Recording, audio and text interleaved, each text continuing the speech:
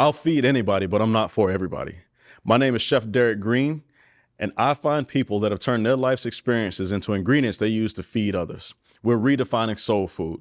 These people have turned their adversities into their advantages. This is the Sauce of Life show, and let's go. Ermias, welcome to the Sauce of Life podcast, brother. What's going on, Derek? Thank you for having me, man. No problem at all, man. Excited for this. So, the Sauce of Life podcast is about people that have taken their life's experiences and turned those into ingredients that they use to feed others. It is truly a redefining of soul food. With that being said, Ermias, please introduce yourself to the world. Thank you, Derek. Before I start, I want to thank you a lot for having me on your platform. I'm really appreciative of it, and I know we've done our own collab, so thank you so much. To everyone out there, my name is Ermias Hagos. I was born in Asmara, Eritrea. Eritrea is a small country right next to Ethiopia, on the Horn of Africa, on the coast of the Red Sea. So I was born there, and I came to the United States with my mom at the young age of 3 years old, actually. My dad was here, so he helped us get our visas and our citizenships and all that good stuff. We came here. We lived in Seattle. We still live in Seattle, and it's been quite the journey. I have some younger siblings that I look after, and I will say this. I will say the initial trip to America was not easy for especially my mom, even for me as well. The first few days were pretty tough adjusting to the weather and the food. I mean, even me at 3 years old, only speaking Tigrinya, the native language, I did not adjust well to the culture initially. It was raining the day we arrived as well, so typical Seattle weather. But yeah, that was kind of the start of it, and watched my siblings, was a mentor to them as much as I could, being the oldest. And we still live here in Seattle, and I went to Western Washington University and graduated this past June with my bachelor's degree in manufacturing engineering. And now life has been good, with both getting a solid job as well as growing the podcast. Man, Eritrea. Yes. Dude, how is that? Have you gone back? Yes, we went back several years ago. It's been a while. I was young. I was pretty young. I was 10, 11 years old. So we went back once, but it was only for a summer. Oh, okay. Do you still speak what you said? It's Tigrinya? Tigrinya. Yes. Okay. Are you still fluent?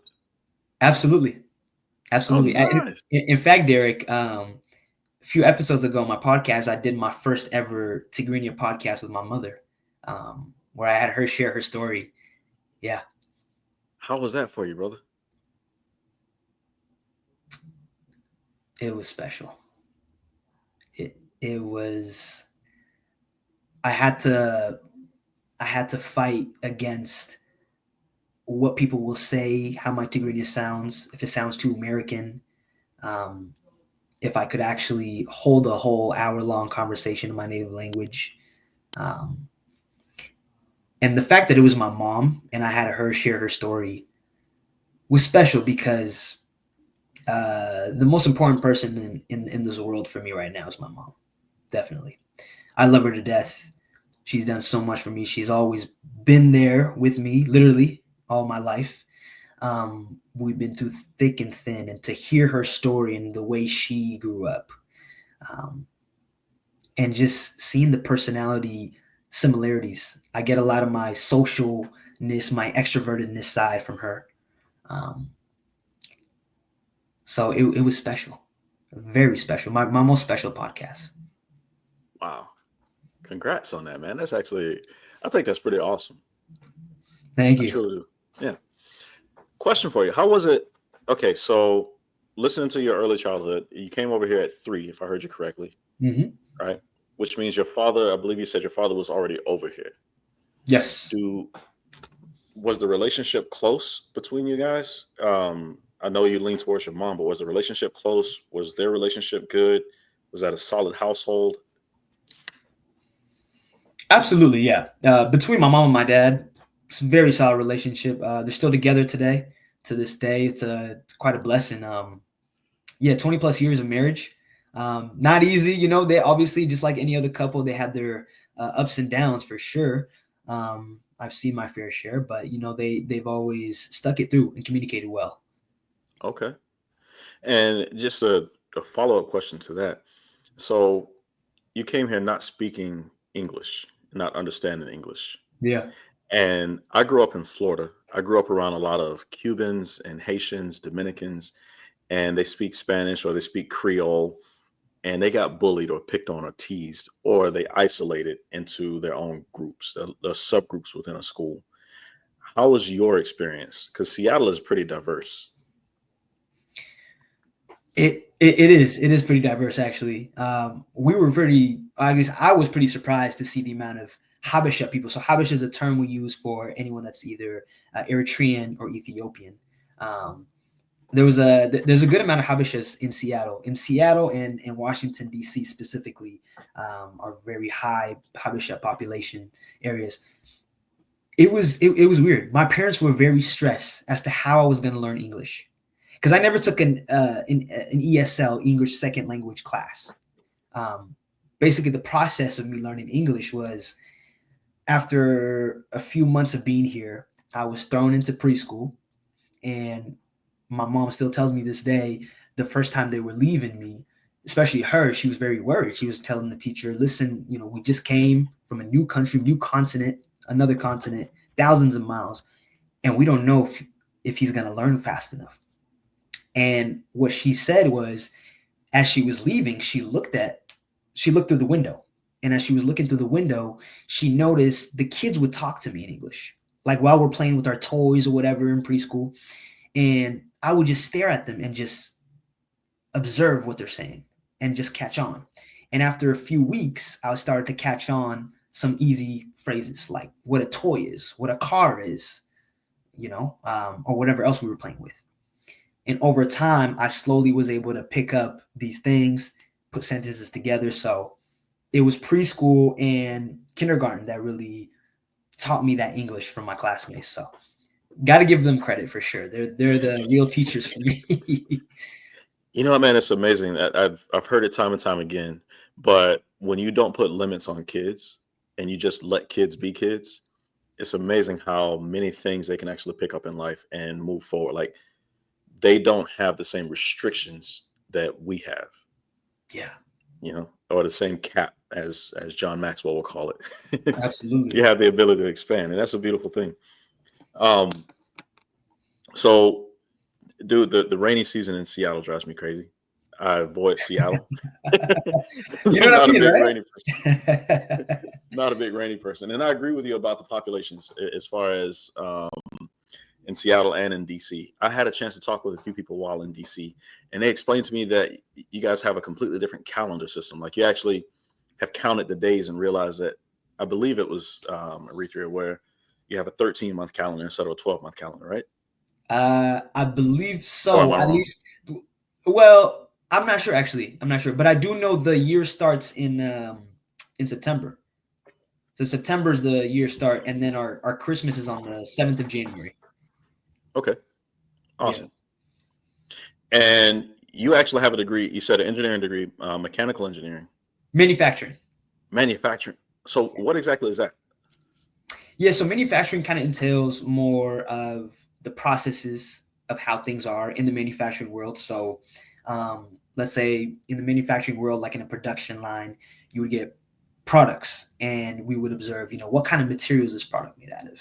How can we improve this material? Okay, if it's composite, let's say if it's aluminum, whatever it is, really focuses on the process of improving a product. Focuses on the quality side of things as well. We did a lot of CNC machining, so being able to machine, how to use a CNC machine, making projects, as well as interactions with the technical side and the computer side of things. Like a platform we used was Katia. So Katia and SolidWorks were the two platforms we used that where we made our product there. So, for example, one of the projects we had was a bike link. So we designed a 3D design that product on SolidWorks or Katia, either one. And after that, we would have a G code, and then we would send that to the CNC machine. And through that, the CNC machine, we would use it and it's out of aluminum, and we would machine it to whatever the dimensions is based on the parts X, Y, and Z. So it's a lot of like processes, how to improve processes, how to improve the ergonomics of people. We went to a factory once, a chocolate factory, and this is on the quality side of things. We looked at, okay, how can we each got into groups, 3 and 4, and we mapped out a certain way that they can improve the workers ergonomically. We observed them. We said, okay, this worker seems to be straining here, but maybe we can put this here. Maybe we can put an extra ladder here or whatever that is to improve it. So that's kind of the broad kind of terms of what manufacturing entails. Man, that's fascinating. So I have a manufacturing facility up here in Alaska. I don't know if I told you that. No, you haven't told me. But it's a very small operation. But as you're talking, I'm like, oh, we're going to talk. Yeah. That's fascinating stuff. You also are a podcaster. Yes. Yourself. So introduce us to your podcast, brother. Oh, man. I have the podcast, the honor of doing this. My podcast is called The Black Experience. And so on The Black Experience, it's funny. I did not expect it to continue 2+ years later. I kid you not, Derrick. It started out with me being like, the year prior, I was the Black Student Union president at Western. And when I was president there, it was a very challenging year. That was probably my most challenging year outside of senior year, maybe academically, because I was doing so much. We had just gotten back from COVID, and I wanted to put myself out there. And I put too much on my plate, I realized towards the end, because I was feeling really burnt out. But I was BSU president then, and then I stepped down just because we had reestablished BSU again since COVID kind of, broke things apart a little bit. People were transferring, leaving, new people, new freshmen, and all that. I looked around and I was like, Western Washington University is a great university. I love it. It's not diverse. So I came up with a little project for myself. I was like, if a Black person were to consider Western, how would he be able to say this could be a place for me? And so what I ended up doing was I was like, okay, I'm going to have a freshman all the way until an alumni. So 5 people that I know, and I could have them on the podcast and talk about their experience at Western, specifically being a Black person here. And through that, I was going to share that with the world and say, hey, Western, it may not have too many Black people, but it has Black people, and you can interact with them and you can gain the experiences that these people had or other experiences. After episode 5, I didn't want it to just exclude all the other Black folks in my community. So I just kept expanding to more and more people. Things got more and more serious. A year ago, I started doing video production at Western in my senior year. And now I feel like the 3 big terms, the 3 big words for my podcast are inspiration for people, for all people, not just Black people. Anyone that hears this, I want them to be more inspired before they heard the episode all the way until the end. Empowerment for the Black population. I want to give voice to the Black population. It first started in Whatcom County, which has Bellingham, which is where Western is. 1.3%, might be 1.4% Black population in Whatcom County. And I wanted to give voice to them. And now it's expanded to the Pacific Northwest. And honestly, at this point, the entire U.S., anyone is, is fair game to come on the podcast. Location doesn't matter, even worldwide. And so, yeah, that's just become how the Black experiences come. And the third term is powerful storytelling. Because I believe through storytelling and through other people's stories, I've had people come on and say, hey, I've actually heard this episode. And I'm like, you listen to my podcast? Really? I guess I wasn't expecting it, but they listened to it and they took away something and they said, this made me think this and what and that. So, yeah, I upload every Wednesday now. It's on YouTube. It's on Apple Podcasts. It's on Spotify, and I have my socials across all the social media platforms as well. So it's just become something that is now it's become a part of me, and it's something that I will, if I never make money from this podcast, I will still do it. Beautiful, man. You know what, brother? When you actually find that passion, and that's what I wanted to ask you as a follow up question is being an engineer, which obviously you said your father and your parents, your father and your mother supported you in your education. What I find is that often people pursue a degree in something because their parents have pushed them towards that thing because it is high paying or something like that, versus what is their actual passion? What does that voice inside them actually say? Mhm. And that's the question that I have for you. Um, which do you find, or what area do you find your actual passion in? What do you love to do?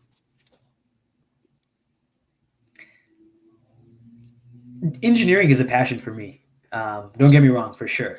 I think I fell in love with engineering when my dad, used to work in downtown, and my mother and I would walk to his work to pick him up, or to go to him and to get together, and we'd grab pizza every Friday. And as we were walking through downtown, there's a Hammerman statue, or not really a statue, but like a Hammerman thing, sculpture in downtown that I would always observe. And I was always fascinated by how it worked. The tall buildings in Eritrea, there's not a lot of tall buildings really. Commercial buildings like that, office buildings. I was mesmerized by that. The passion for engineering is there because I'm always still fascinated how things work, even in my job, how things are, how that process is done. How can we improve that process? What is the quality behind this process? How can we improve that? The podcast has become a passion, a recent passion that if I were to put it in words, it's a passion that takes less effort. Mm. Engineering took a lot out of me, for sure. It was not easy at all, but it was so worth it. The podcast just comes to me, Derrick. Like, I don't really, maybe I should start doing this a little more. I don't practice as much as maybe I I do, for example, for engineering or for an exam or something like that. I'll come up with the questions, I'll craft them, whatever I got to do, and off the first take, I usually do them, unless there's like a big mistake or a big thing that I got to cut out. Whatever, I can do that, but it just comes to me. I genuinely love talking to people, and this was a weird thing because at home I'm very reserved, meaning I guess I'm so respectful to my parents that I never thought I would have the ability to be, hosting people like this. Um, Mm. it just wasn't. I guess, and I love my parents. I'm not blaming my parents or anything, but that's just the way I grew up. A very, got to be respectable. You got to respect your parents for sure, and I did that. But it was, I guess, in my head, it was so much, and so much of, kind of like almost like a soldier, that doing something like a podcast where I'm on TV or on some platform interviewing people, strangers, it never came to mind until recent. Hmm. Okay. You know what, brother? You're 24 years old, so you still have plenty of room, plenty of room to learn and grow. Um, you'd mentioned, this Black Student Union, and your podcast is about Black excellence and elevating this community. So I'm curious to you how it feels to be called Black, because I find many Africans don't want to be called Black. They want to be called Ghanaian, or they want to be called Ugandan or Kenyan. Mhm. How is that for you to come to this country and now you're just either Black or you're African American, or do you still identify otherwise? I am definitely Eritrean, um, but it has been a topic of discussion. A lot of people have um, wanted me to change the name of the podcast. I've got a lot of pushback, actually. That the most amount of pushback I've got from my podcast is not the content itself, but it's more so in the name.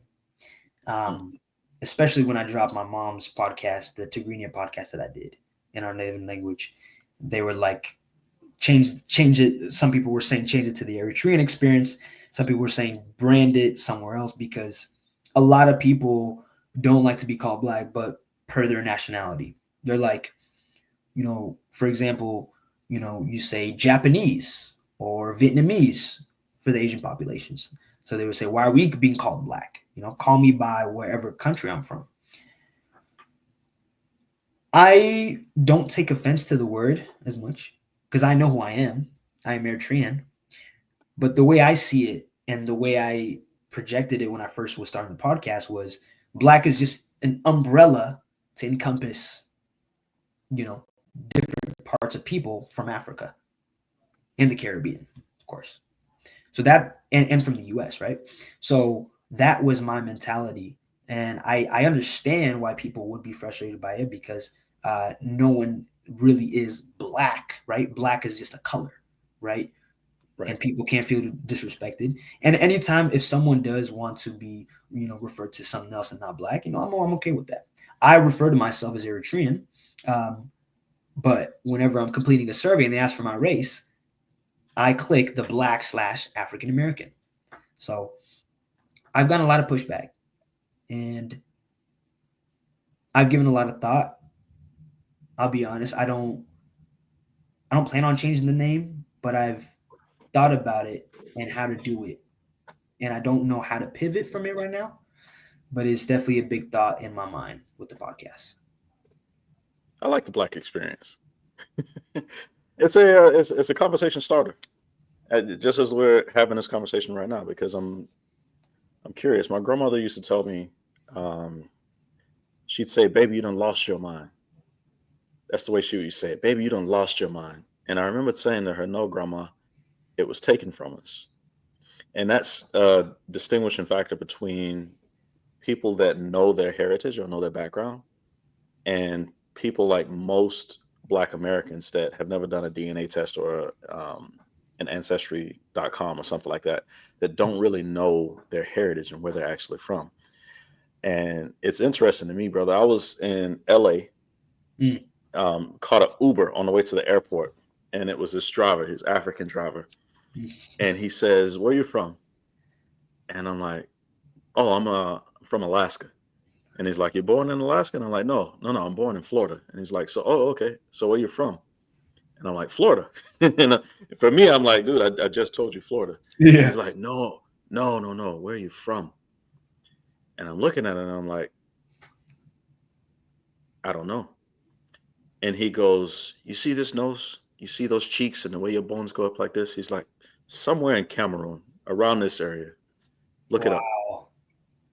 And so, literally in the Uber, I was late to the airport, bro. And he's like, "Listen, if I go on the median, will you pay for the ticket if I get one?" And I was like, "Yeah." He's like, "Let's go." So he got me to the airport on time. I was like, "Thank you, bro. Great tip for him. He's good. He didn't get a ticket."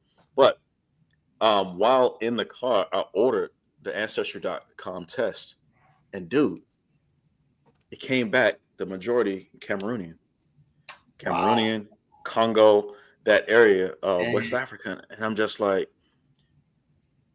what else don't I know?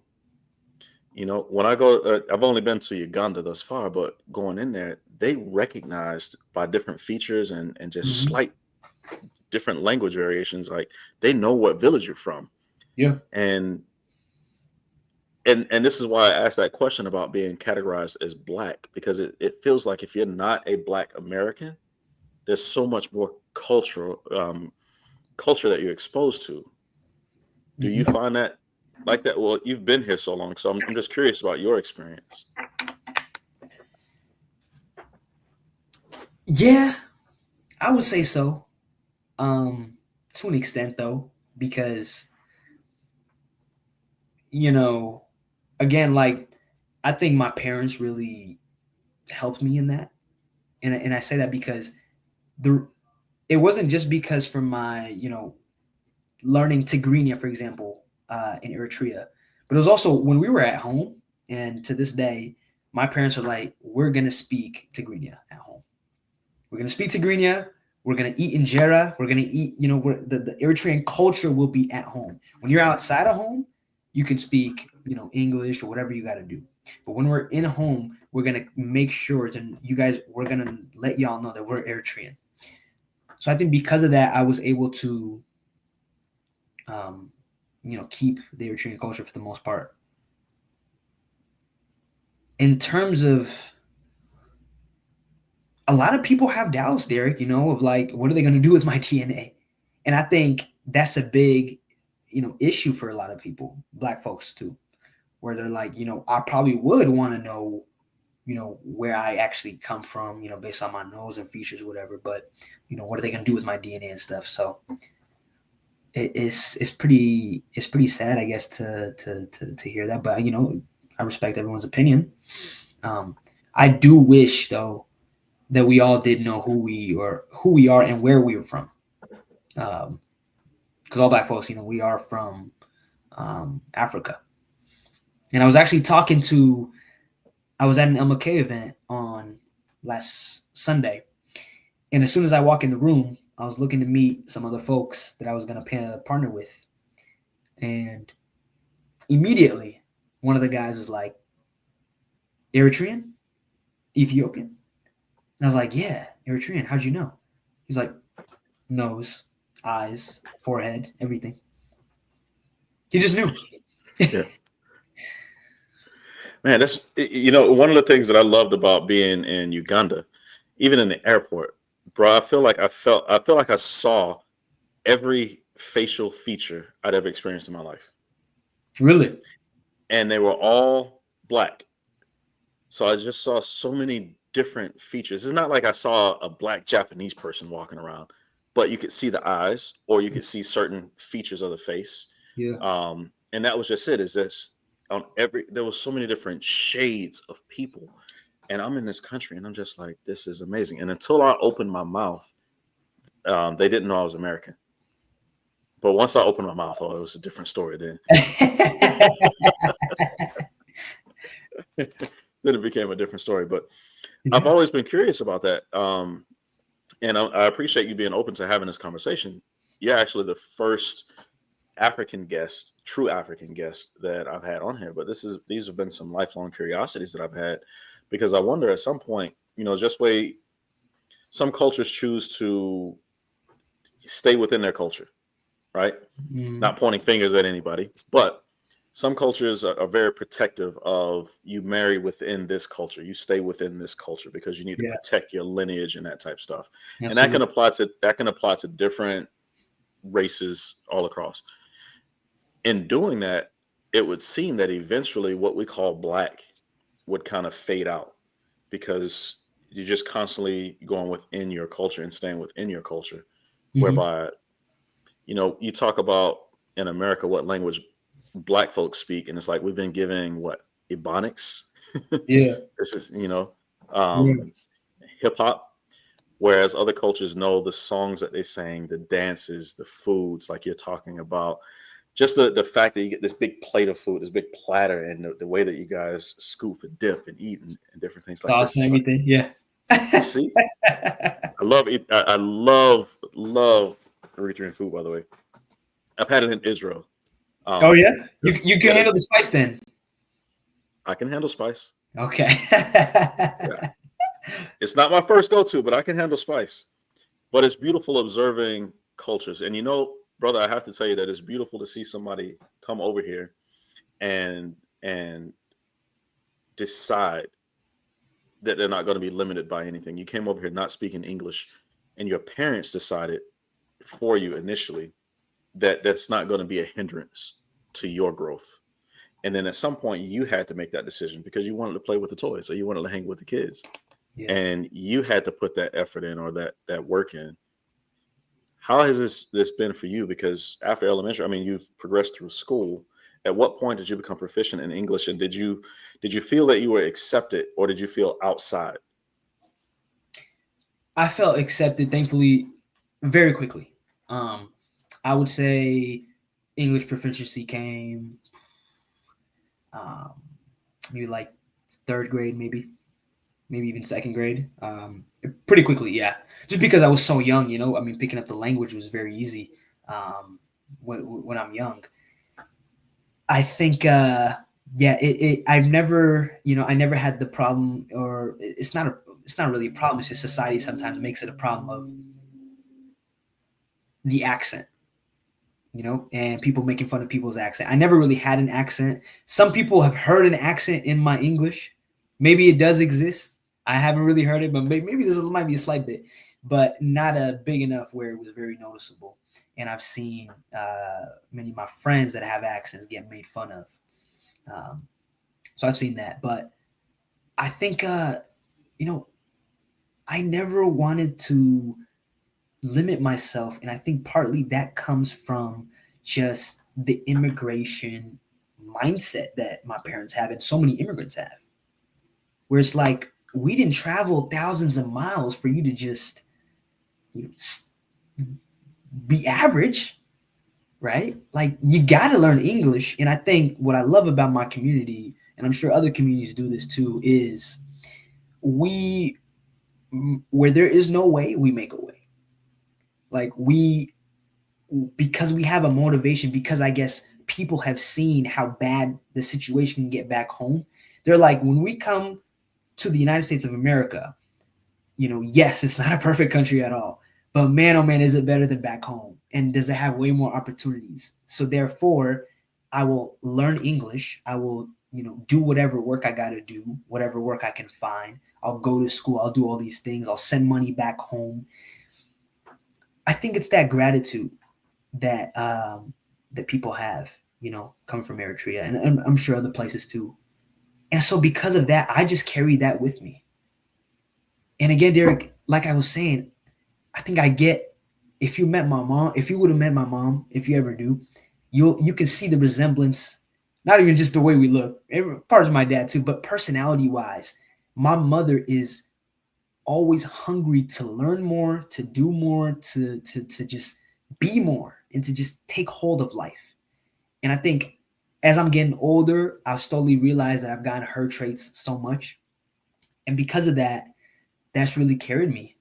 And I think, I've dealt with, especially early on, I dealt with a lot of, although I didn't have an accent, I did deal with a lot of acceptance into just being a cool kid. I've been bullied before, in the past. I wouldn't say this, but I have no shame in it now. I've been bullied before, in middle school, especially, and elementary. Not because of my accent, but because the cool kids thought I wasn't cool enough. But I was also not one of the nerds, whatever. I was kind of like in the middle between everyone. So therefore, I was never really fully accepted. So I did have some trouble there, but yeah. I was a nerd too, brother. Well, you weren't a nerd. I was. I was a nerd. I was the geeky one. I've Yeah. been literally reading encyclopedias probably since I was 4 or 5 years old. One of those highly gifted kids that just learns how to pick up things very early on. And I understand what it means to be bullied. That's actually one of the adverse childhood experiences you and I had been talking about before, but we didn't talk about bullying. But that's one of the adverse childhood experiences that can have an impact on your life later on. How was that experience for you? Like, how do you think that influenced the person that's sitting in front of me now? I love this question. I really do. You know,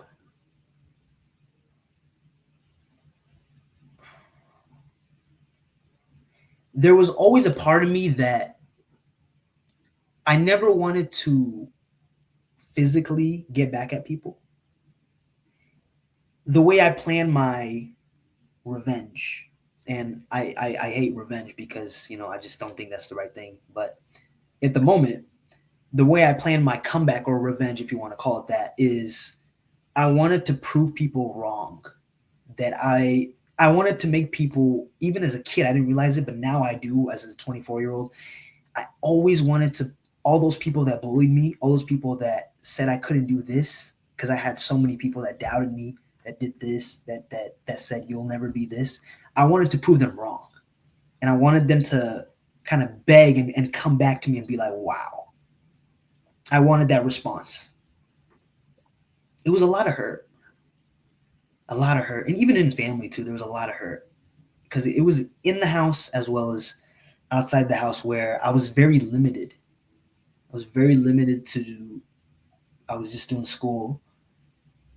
And that creative side of me that's now coming out was not let out. It felt like it was in a cage.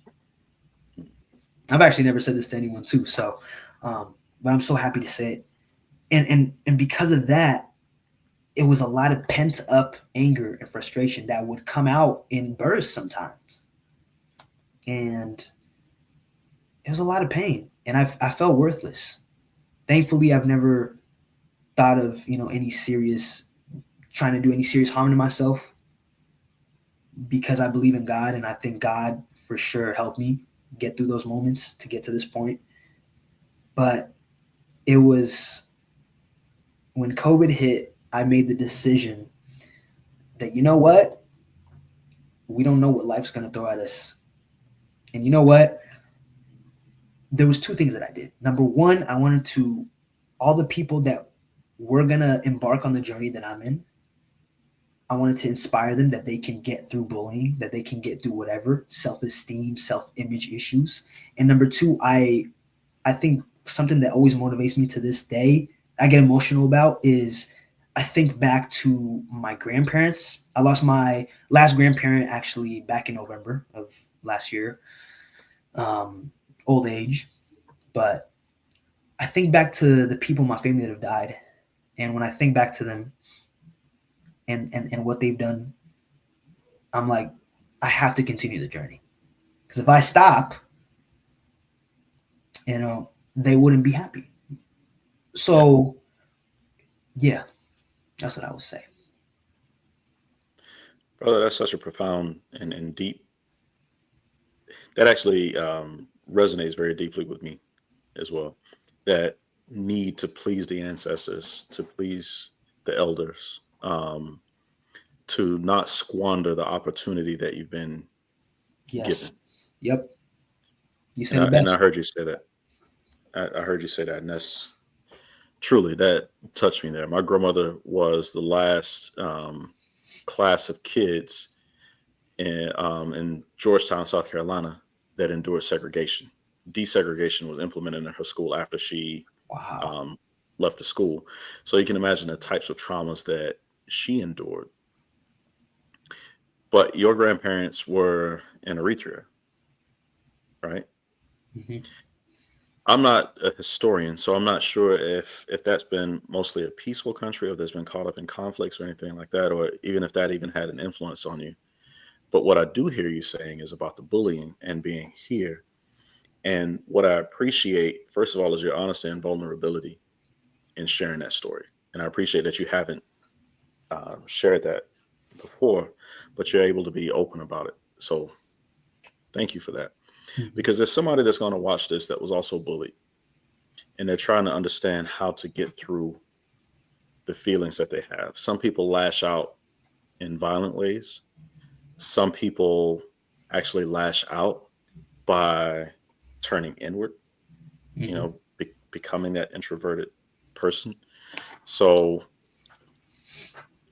anyway, your response to it was natural. Whatever your response to bullying is natural. And as Hmm. I'm releasing this book about the pocket aces, that's one of the things that I want people to understand is like people react to being bullied in various ways, and you get bullied in different ways. I, for instance, forgot to put on deodorant, Hmm. and we played football that day or something, and I got musty, and this kid named Steve, man, he brought a whole freaking box of deodorant, and he looked like MLK walking down the hallway of the school with all these people walking behind him, like they're coming across the George Pettis Bridge, Yeah. and they did this whole big presentation to me in the hallway, and for the rest of middle school, I got picked on because of that. But it caused me, in some instances, to become a bully and to lash out, and it caused me to want to harm people. It really did. I'm proud of you that you didn't, but I did. Yeah. Yeah. So anyway, That's a Anyway, wild story. what is I find as a podcaster and as a mentor and a coach, I'm constantly asking questions. What is a question that you've always wanted somebody to ask you or that you've always wanted to answer? I gotta stop to think about this one.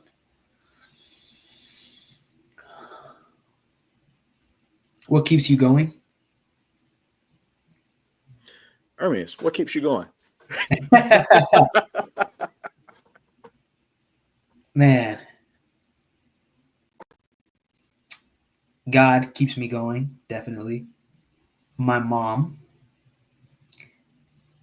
and all the people that hear whatever I got to say and that are being inspired in ways that I have no clue.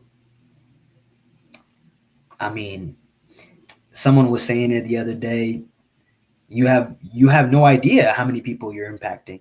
It could just be one. That's plenty for me.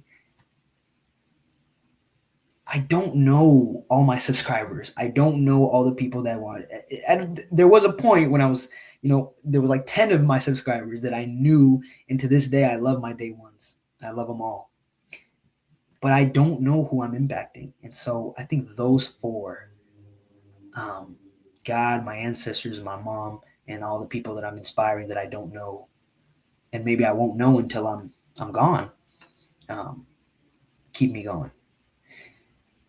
Because I believe God has a purpose for me and for everyone, and everything happens for a reason. That gives me peace. Everything happening for a reason has gotten me through my darkest days, and just giving it to God, the anxiety, the worry, my faith.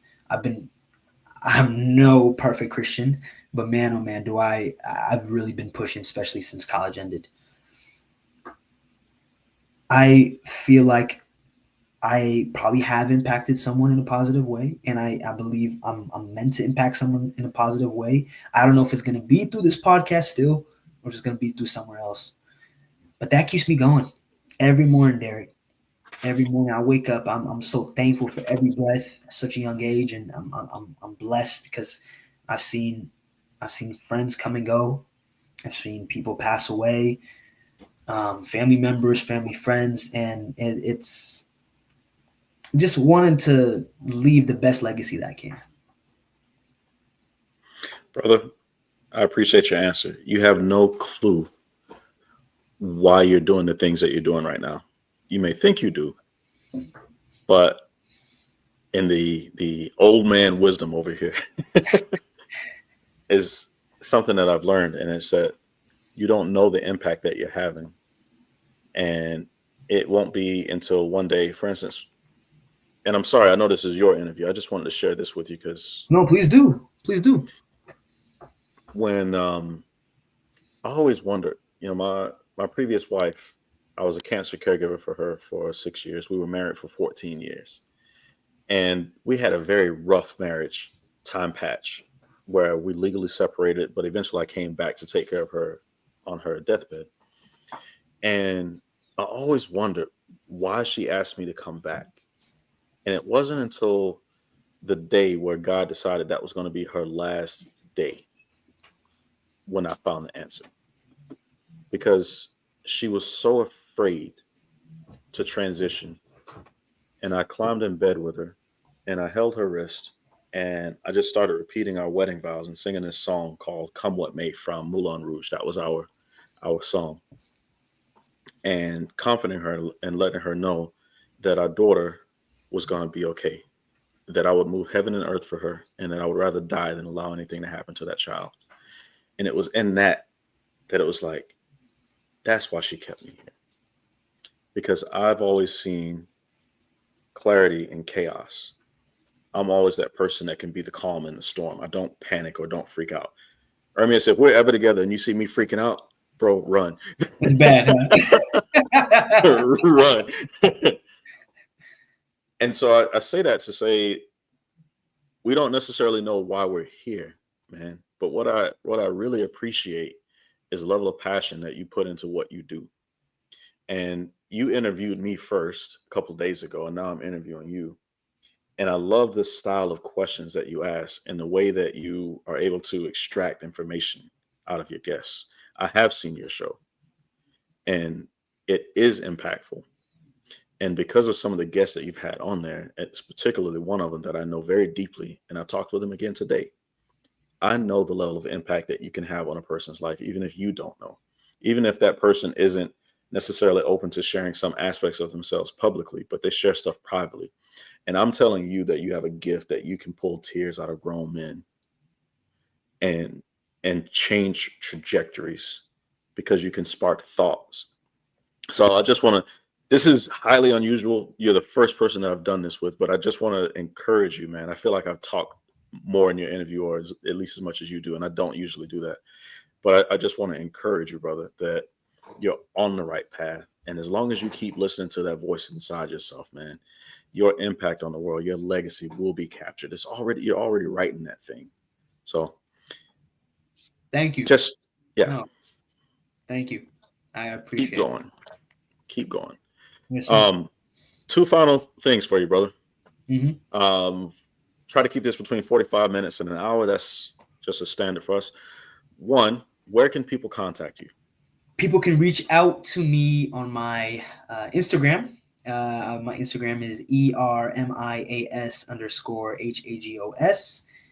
If you don't have Instagram, I know some people don't, feel free to reach out to me via email, ERMIASHAGOS46@gmail.com.